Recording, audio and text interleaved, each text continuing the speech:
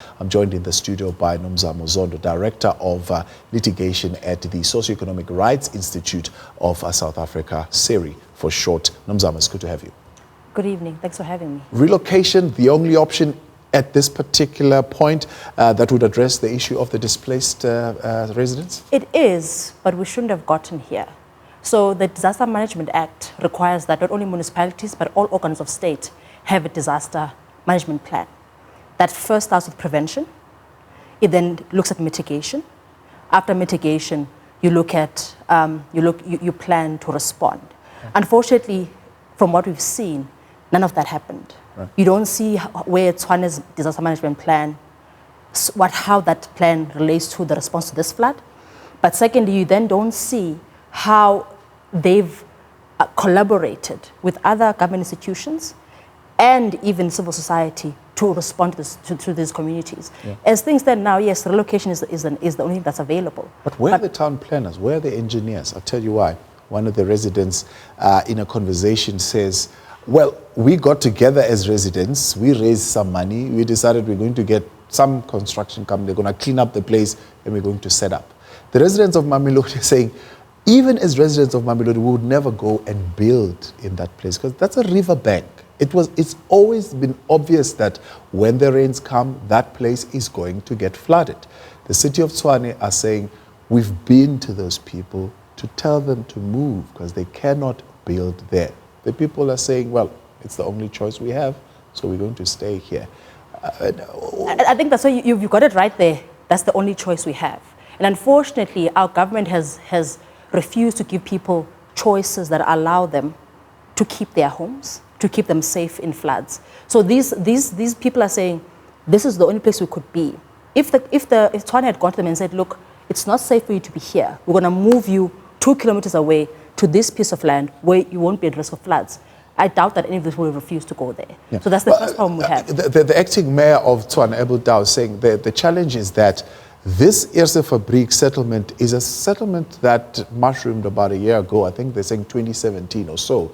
While you have a people on the list in Tshwane waiting for houses that dates back to 1994, saying, so how do you then prioritize this settlement, and where do you put the other people who've been in the line and in the queue?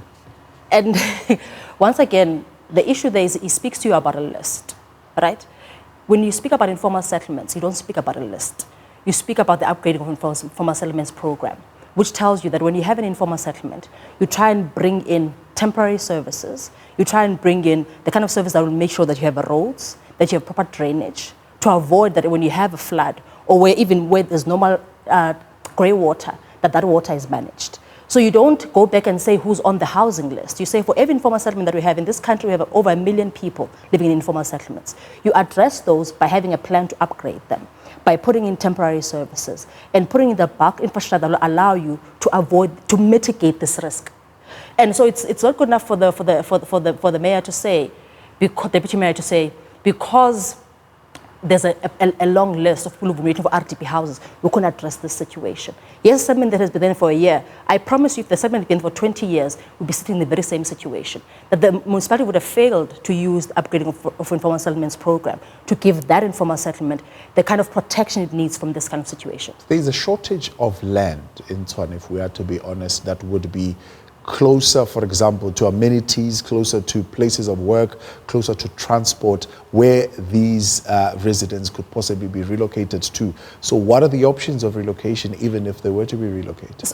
Again, as I've spoken about the UISP, that policy already foresees that informal settlements are badly located, right? They're in land that might be on the riverbank or they're at risk of water. You spend money to use the land that you do have, right? So if you're saying the best well-located land is too expensive, then you use the not so well-located, the well-located land that is not best to address the situation. So the municipality must make a choice. It must make a choice to respond to the over 1 million South Africans who live in informal settlements where they are. And the UISP is now 10 years old. And in the 10 years, if you go and ask each municipality how many times they've used that policy, if it's more than 10 times, it's a miracle. The municipalities are given the urban settlement development grant every year, and they underspend on that grant, sometimes by up to 40%.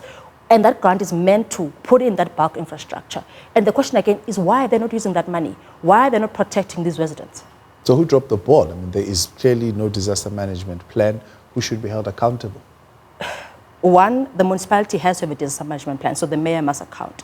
But the province and even the National Disaster Management Center, right, is supposed to be aware of those plans, has, as far as I'm aware, at least 2 different occasions given guidelines on how you draft a disaster management plan.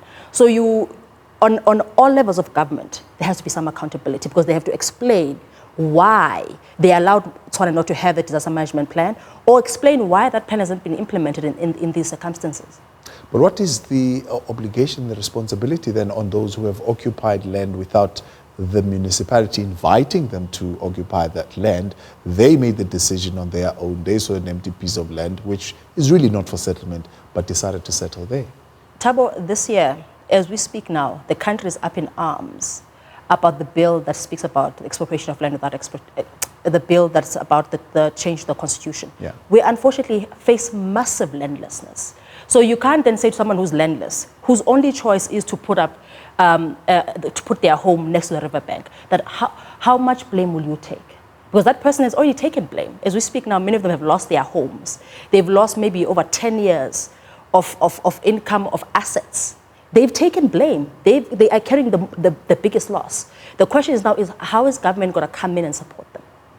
Nomzamo, appreciate your time. Thanks for coming through. Director of Litigation at the Socioeconomic Rights Institute of South Africa, also known as SERI.